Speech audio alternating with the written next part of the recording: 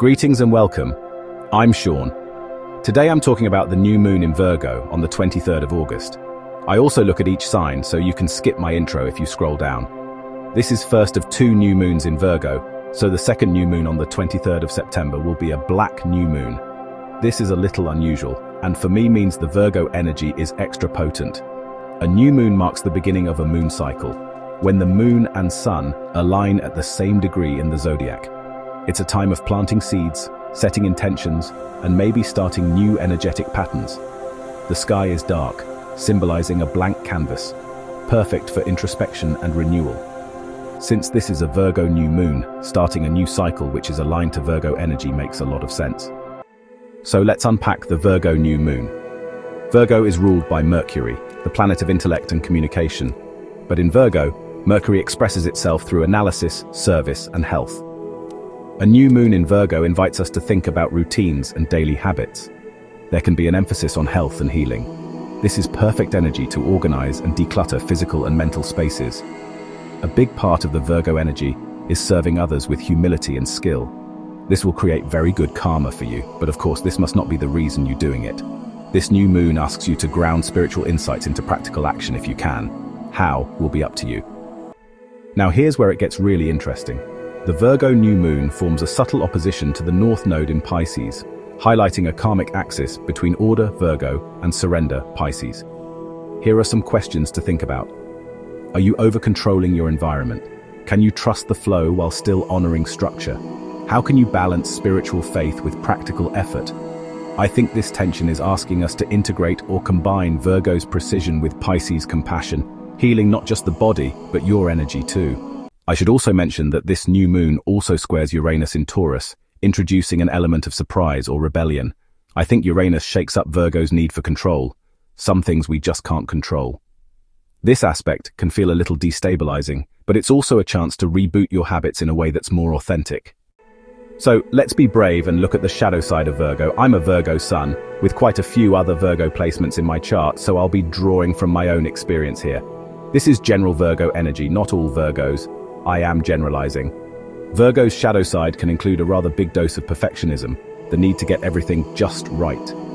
Also, overthinking is big in the Virgo energy, spiraling into analysis paralysis. There is also a tendency of over-self-criticism, being too hard on oneself or others.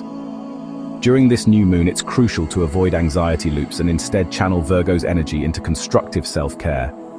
Meditation, breathwork, and grounding rituals can help soothe the nervous system. So now that I've got that out of the way, let's look at each sign. Hi Aries, this new moon highlights health, daily routines, and work-life balance. It's time to refine your habits, detox your schedule, and commit to wellness. Watch for perfectionism in productivity. Aim for sustainable systems, not burnout. Hi Taurus, this new moon is in your 5th house. In astrology, this house is known as the House of Pleasure, and is associated with creativity, romance, self-expression, and joy. It governs activities like hobbies, entertainment, children, and romantic relationships, revealing how an individual finds happiness and expresses their unique talents. You may feel called to perfect a passion project or redefine how you show up in love. Avoid being overly critical of your creative output. Let joy lead. Hi Gemini, this new moon is happening in your 4th house of home and foundations. I think home, family, and emotional foundations are up for renewal. This is a great time to declutter your space or heal family. Be mindful of over-analyzing family dynamics. Trust your intuition too. Hi Cancer. This new moon is happening in your 3rd house. Communication, learning, and local connections are probably going to be emphasized. You might start a new writing project or refine how you express yourself. Avoid mental overload. Balance logic with emotional clarity. Hi Leo.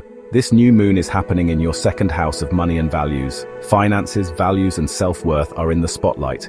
It's a good time to budget, reorganize your resources, or align spending with your deeper values. Watch for scarcity thinking. Cultivate abundance through clarity. Easier said, I know, but do your best. Hi Virgo. This new moon is happening in your 1st house. This is your personal new moon, giving you a powerful identity refresh. The 1st house governs your appearance, self-image, and how you show up in the world. Virgo's influence here invites you to refine and realign with your most authentic self. Why not start a new skincare routine, commit to regular movement like yoga or walking, or schedule a health checkup? Hi Libra, this new moon is happening in your 12th house. Spirituality, rest, and subconscious healing are key. You may feel drawn to retreat, meditate, or release old patterns.